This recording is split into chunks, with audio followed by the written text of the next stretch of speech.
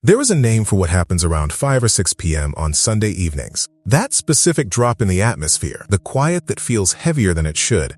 The awareness, low, steady, unmistakable that tomorrow is coming. Most people call it stress. Some call it anxiety. A few call it the Sunday scaries, as though giving it a childhood name makes it smaller. But none of those names are accurate. And the reason that matters is not semantic. It is this. When you give something the wrong name, you treat it the wrong way. For years, this video is about what Sunday dread is actually telling you, and why the difference between the wrong name and the right one changes everything about what comes next. Here is how it usually goes. The first time it happened, you noticed it. Maybe it was early in your career, maybe a few years in. But there was a Sunday when the feeling arrived and you registered it as something worth paying attention to. Then it happened again.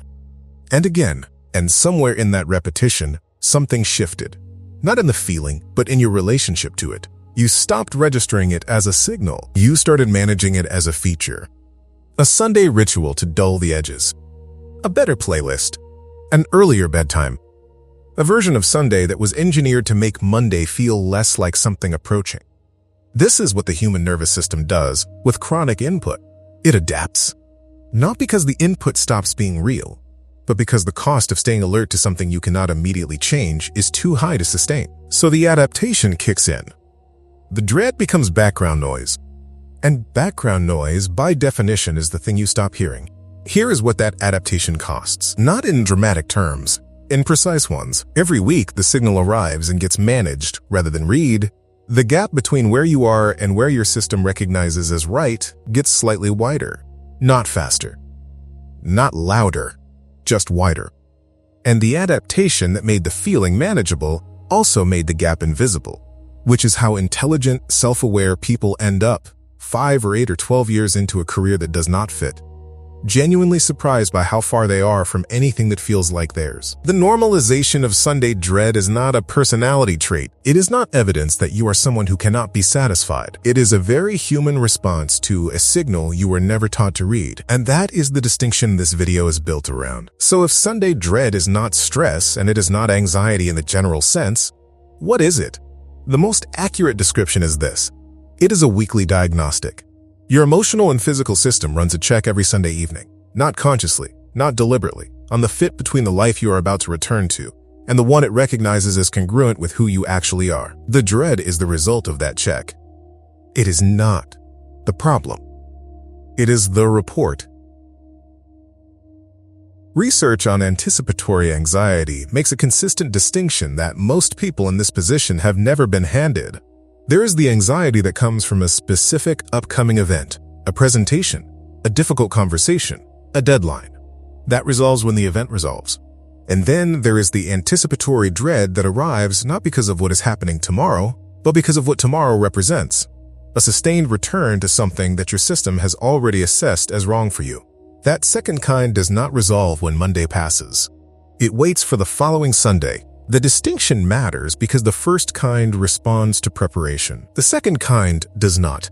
And if you have tried to prepare your way out of Sunday dread, better planning, stronger routines, more optimized Sunday afternoons, and found that the dread arrives anyway, on schedule, largely unaffected by what you did to manage it, that is not a failure of the management strategy. That is the signal telling you something the management strategy was never designed to address. The dread most commonly points to one of 3 things. The first is misalignment.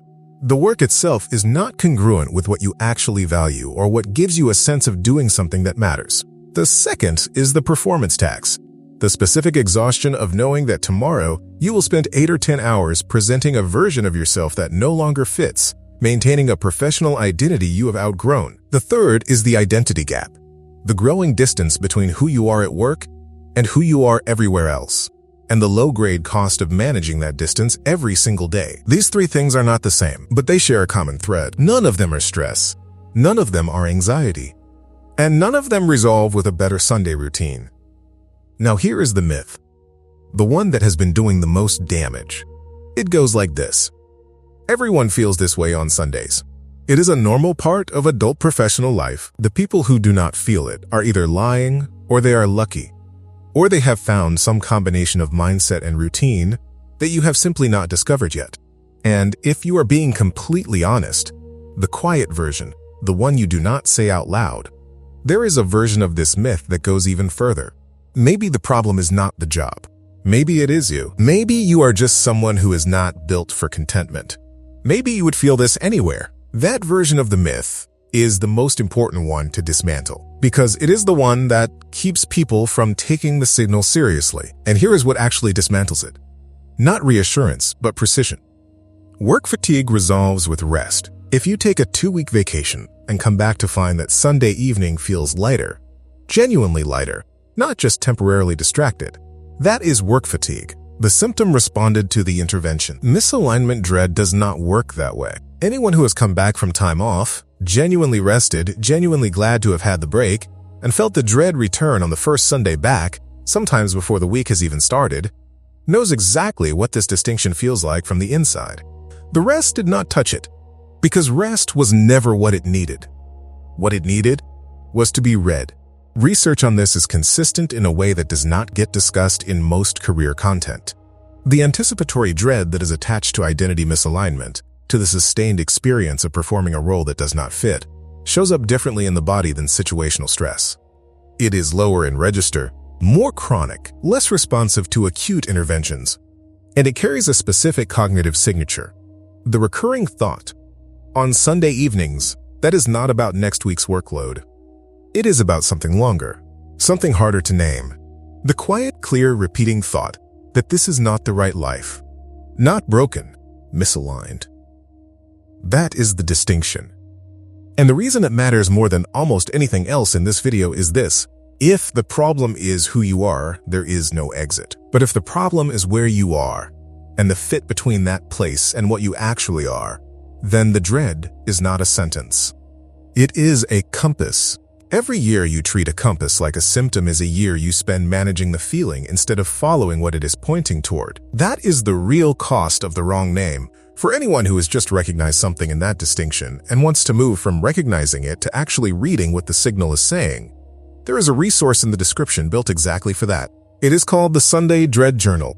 21 structured prompts designed to move you from the vague feeling to a precise understanding of what, specifically, your system has been trying to tell you, and what the pattern of it reveals about where the misalignment actually lives. Not a solution yet, a translation. The link is in the description and in the pinned comment. There is no decision required this week. That is worth saying directly, because one of the reasons Sunday Dread stays unread for so long is that reading it feels like it obligates you to act on it, immediately, dramatically, in ways you are not ready for. It does not. Reading a signal is not the same as responding to it. It is just, finally, paying attention. Here is the one thing worth doing before next Sunday. Not a framework. Not a plan. One question, asked with honesty, at the moment the feeling arrives. The question is not, what am I dreading about tomorrow? That question points toward logistics, the meeting, the commute, the email backlog. Those are real, but they are not what the dread is about. The question is, what does tomorrow represent that Sunday evening is reacting to? Not what is happening tomorrow. What it represents. The difference between those two questions is the difference between managing the dread and beginning to read it. For some people, sitting with that question for the first time will produce something clear. A word, a sentence, a specific thing the dread has been circling for months or years without landing on. For others, it will produce nothing the first time. And that is also information, because the inability to answer the question, the blankness, the avoidance, the sudden urge to check a phone, is itself a form of data. It means the distance between where you are and what you actually know about yourself is larger than you have allowed yourself to see. Neither of those responses is wrong. Both of them are the beginning of reading rather than managing. And reading, even once, even imperfectly, changes your relationship to the signal. Not the situation. Not yet. But the signal. The myth said, this is just how Sunday feels for people who take their work seriously. The more accurate statement is this. Sunday dread that does not resolve with rest is a specific kind of signal. And the people who eventually build work and a life that fits are, without exception, people who stopped treating that signal as noise. You already know enough to take the next step, not the leap. The next step, which is, this week, asking the right question at the right moment, and staying with the answer long enough to hear it. If this opens something you want to go further with, the Sunday Dread Journal in the description is built to take you from the feeling to the specific language for what it is telling you. That is the next step. Link in the description and the pinned comment. What time does it usually hit on Sundays? And what does it feel like in the moment it arrives? So here is what this video has actually been about.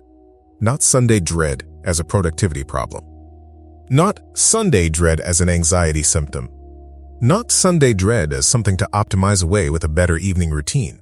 Sunday dread, the kind that arrives on schedule, that does not respond to rest, that carries a specific quality of weight that ordinary work stress does not, is a signal. A weekly diagnostic your system runs on the fit between the life you are performing and the one it recognizes as yours. The myth said it was normal. The myth was not entirely wrong. It is common. But common and normal are not the same thing. And the distance between "this is just how Sundays feel" and "my body has been sending me the same message every week for years, and I have been too busy managing the feeling to read it," that distance is significant. The people who eventually find their way to work that fits not perfect work, not passion project fantasy work, but work that does not require them to perform a version of themselves they have outgrown, almost universally report the same thing when they look back. The signal was there early.